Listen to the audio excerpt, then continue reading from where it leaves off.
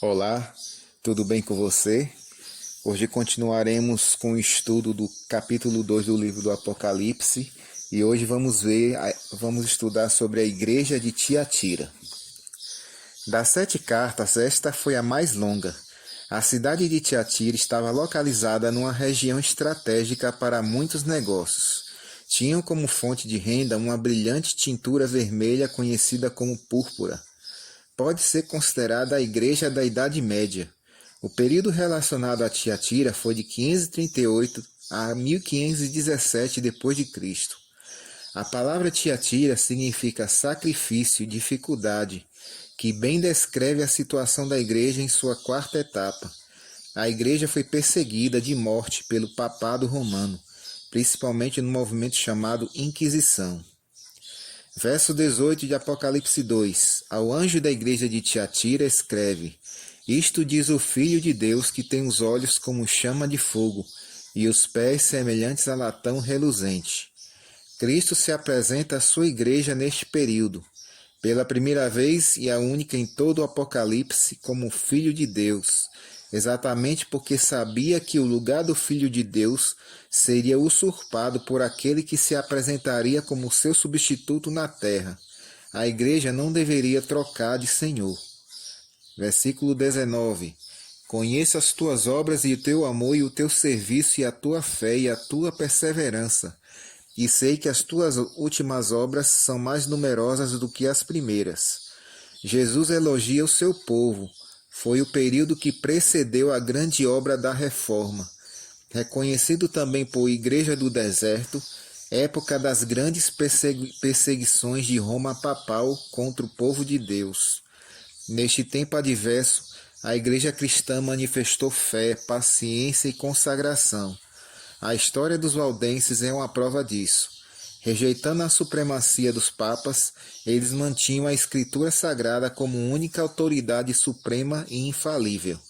Escondidos nas montanhas e em cavernas, dedicavam-se a copiar as Escrituras capítulo por capítulo, versículo por versículo.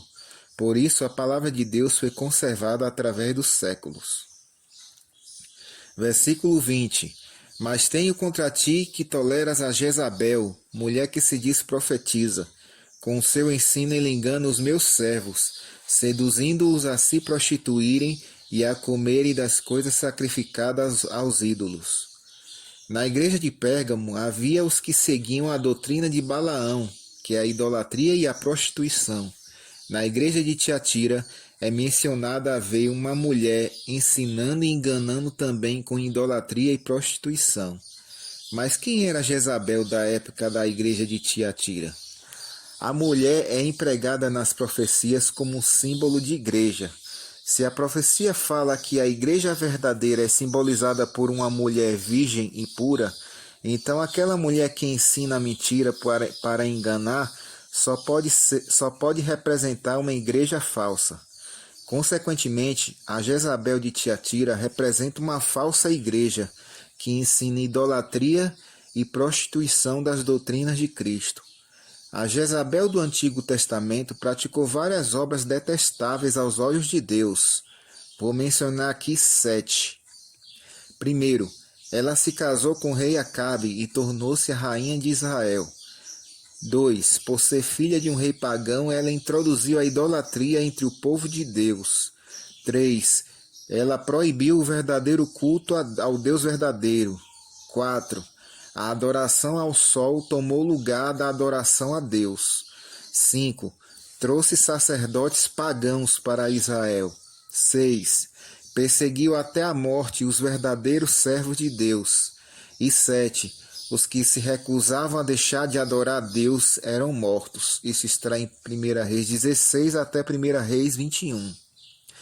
Diante disso é de se perguntar: quem foi Jezabel? Ou a igreja que nos séculos do período de Tiatira introduziu na igreja cristã a idolatria, que proibiu o verdadeiro culto a Deus, que tinha um grande número de sacerdotes sob suas ordens e que perseguiu os servos de Deus que se opunham à sua autoridade? Versículo 21. Dê-lhe tempo para que se arrependesse da sua imoralidade, mas ela não quer se arrepender. A profecia diz que Deus concedeu um tempo para que essa igreja, a Jezabel, se arrependesse de sua prostituição espiritual, mas não se arrependeu. Todo afastamento dos princípios fundamentais de Cristo é prostituição e apostasia. Versículos 22 até o versículo 24. Portanto, lançá-lo-ei num leito de dores, bem como em grande tribulação, os que com ela adulteram, caso não se arrependam das obras que ela incita. Ferirei de morte a seus filhos. Então todas as igrejas saberão que eu sou aquele que esquadrinha os rins e os corações, e darei a cada um de vós segundo as vossas obras. Digo-vos, porém, a vós, os demais que estão em Tiatira, a todos quantos não têm esta doutrina e não conheceram, como dizem, as profundezas de Satanás, que outra carga não porei sobre vós. Todo o desvio da doutrina correta é considerado adultério. Como consequência, todos que persistirem voluntariamente com essa igreja na idolatria e prostituição, após receberem o pleno conhecimento da verdade, terão que enfrentar as 7 pragas descritas no capítulo 16 do Apocalipse. Os filhos de Jezabel são evidentemente os adeptos desta falsa igreja. Estes, se não se arrependerem a tempo, como assegura a profecia, conhecerão a segunda morte, porque serão julgados e condenados segundo as suas próprias obras, e não segundo as obras de Cristo. Versículo 25. O que tendes, retende-o até que eu venha. A eterna verdade do Evangelho de Cristo foi confiada à sua igreja nesta terra. Por nada no mundo a igreja pode descuidar deste patrimônio. O desejo de Cristo é que seus seguidores defendam a verdade a todo custo. Versículos 26 até o 28. Ao que vencer e guardar até o fim as minhas obras, eu lhe darei autoridade sobre as nações. E com vara de ferro as regerá, quebrando-as como são quebrados os vasos de oleiro, assim como também recebi a autoridade de meu Pai. Também lhe darei a estrela da manhã. A estrela da manhã é Jesus. Ele oferece a si mesmo para ser a nossa companhia. Quem tem ouvidos, ouça o que o Espírito diz às igrejas. Durante a Idade Média ou a Idade Escura, cada região da Europa esteve sob a inspeção direta da igreja. Não somente reis em seus tronos, mas até pessoas comuns em suas próprias casas se submetiam ao poder de Roma. A igreja colocou-se entre o rei e os seus súditos, pais e filhos, maridos e mulheres. Os segredos dos corações eram abertos no confessionário. A igreja ensinou que as pessoas eram salvas pelas boas obras. Penitência e indulgência tiraram o pão de muitas bocas. Um forte governo com um domínio como jamais foi visto. Assentou-se no trono. Essa é a nossa reflexão de hoje e no próximo encontro nós vamos meditar sobre as igrejas de Sardes e de Filadélfia.